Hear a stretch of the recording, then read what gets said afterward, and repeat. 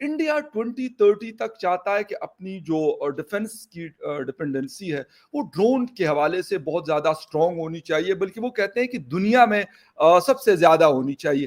कोई भी इस बात को मानने को तैयार नहीं है कि पाकिस्तान में जो है वो इस तरह का काम किया जाता है, कम उम्र की बच्चियों को अगवा किया जाता है, उन्हें जबरन इस्लाम कबूल करवाया जाता है और जबरन उनकी बड़ी उम्र के मर्दों से शादियां भी करवाई जाती हैं। तो जो काम मोदी जी कर रहे थे कि रशिया के साथ भी रिलेशन है, अमेरिका के साथ भी है, सऊदी के साथ भी है, ईरान के साथ भी है, तो मुझे लगता है शायद अमेरिका को मोदी जी से फॉरेन पॉलिसी भी सीखनी पड़ेगी। हकीकत पसंदाना ये स्टेटमेंट है कि बॉर्डर खोल दिए जाएं तो आधा मुल्क खाली हो जाएगा। यार मैं आपकी बात से जो है मुतफिक हूँ। जाहिर है बिल्कुल ठीक है कि लोकर किए बगैर शिफ्ट हो रहे हैं, अपनी जान पे खेल के भी वो पाकिस्तान से बाहर जाना चाह रहे हैं। नमस्कार दोस्तों, मैं हूं श्रीनिवास। एक और नया वीडियो के साथ स्वागत। अमेरिका चाइना के बीच कोल्ड वार की मसला सॉल्व करने बुजुर्ग रिटायर्ड निक्सन को लिया अमेरिका। पूर्व में निक्सन चाइना से अच्छी संबंध रखने में कामयाब और माहिर थे। गजब की बात है कि जी जिनपिंग ने बुजुर्ग से मुलाकात तक की। भारत ड्रोन टेक्नोलॉजी में 2030 तक बनेगा मजबूत। पाकिस्तान में अट्रॉसिटी जुल्म और भी बढ़ रहे हैं। हिंदुओं की बच्चों को अगवा कर कर जबरन मुस्लिम में कन्वर्ट कर रहे हैं और दूसरी तरफ मंदिरों को तोड़कर कब्जा कर रहे हैं। पाकिस्तान की गवर्नमेंट नजरअंदाज को देखकर पाक की चंद यूट्यूबर दुनिया को दिखाने की कोशिश में है। धन्यवाद। आइए देखते हैं आगे की चर्चा।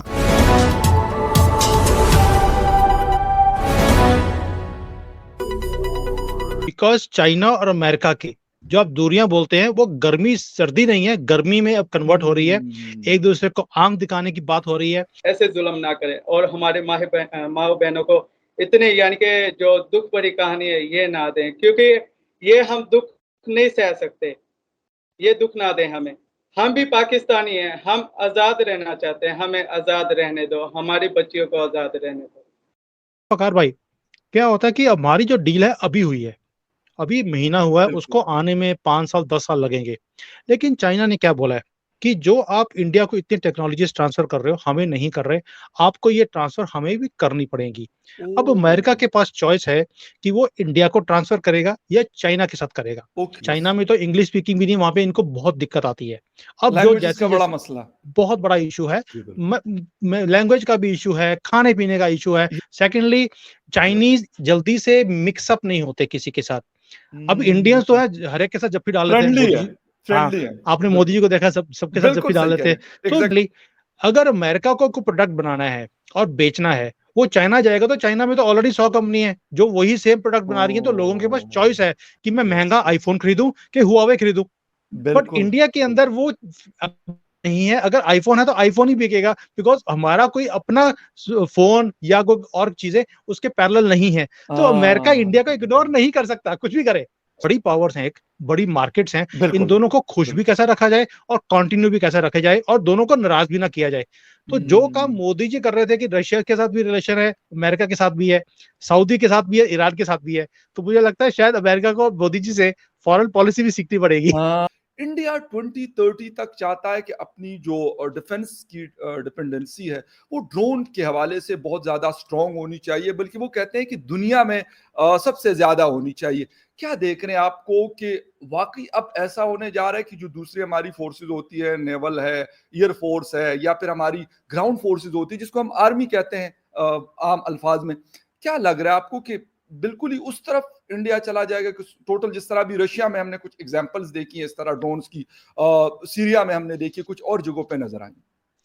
फकार भाई, ड्रोन इज द फ्यूचर, क्योंकि एक तो low cost. So from a defence point of view हमने देखा कि रशिया में भी उनके पास ड्रोन सिस्टम्स नहीं थे जो रिलायबल थे या जाकर अटैक कर सकते हैं। उनको भी ईरान से लेना पड़ा, और जैसे ही उन्होंने ईरान से लिया तो उनका पलड़ा चेंज हो गया यूक्रेन की वॉर के साथ। बिल्कुल सही कह रहे जो ये ड्रोन सिस्टम्स हैं ये बेसिकली भारत की डिफेंस के लिए हैं, बिल्कुल भारत की तरक्की के लिए हैं।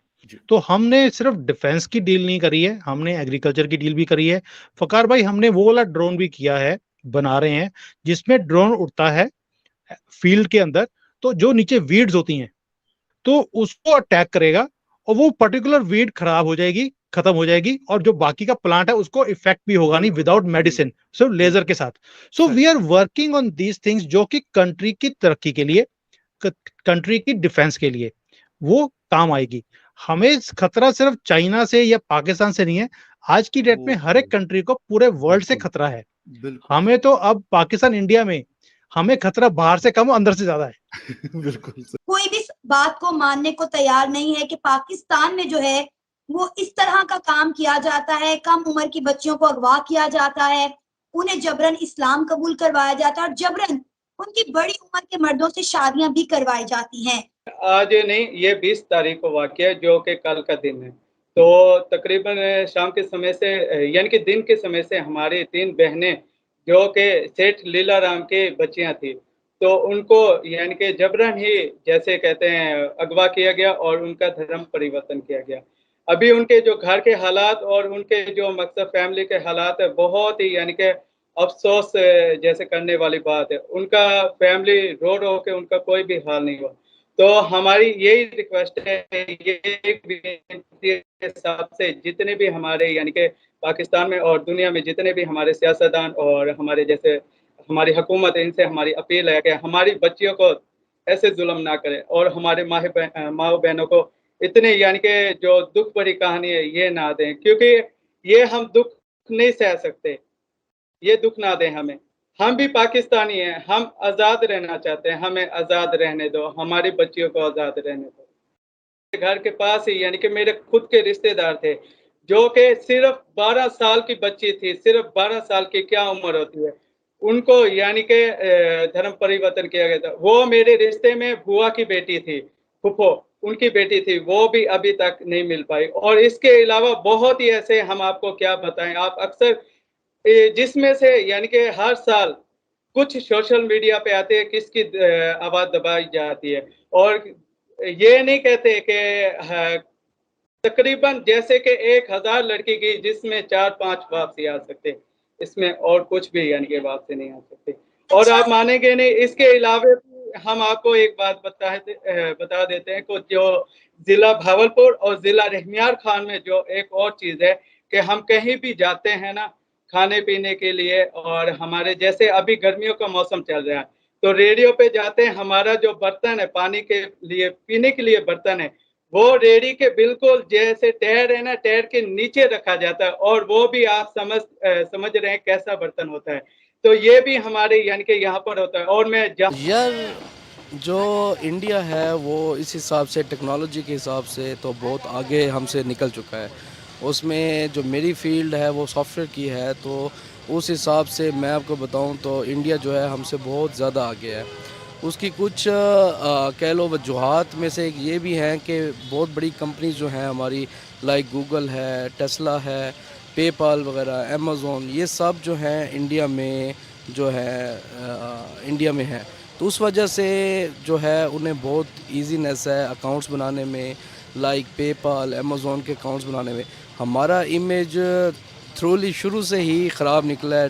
बिकॉज चाइना और अमेरिका के जो आप दूरियां बोलते हैं वो गर्मी सर्दी नहीं है, गर्मी में अब कन्वर्ट हो रही है, एक दूसरे को आंख दिखाने की बात हो रही है। अब देखिए इतने बुजुर्ग आदमी को जो रिटायरमेंट ले लिया हो उसको वापस लेके आना एक छोटा दाव नहीं है, अमेरिका को करना पड़ा। ओके, रीजन क्या है? देखिए ही इज एक जिसको बोलते हैं ना कि कैरियर डिप्लोमेट है, ये पॉलिटिशियन तो है नहीं, डिप्लोमेट है। ही नोज डिप्लोमेसी क्या होती है। इसको कम किया था और निक्सन के लिए एक रास्ता खोला था कि he can go and start relationship with America. आज 52 इयर्स के बाद उनको दोबारा बुलाया गया है, दैट मींस इनकी सारी डिप्लोमेसी फेल है एक तरह से।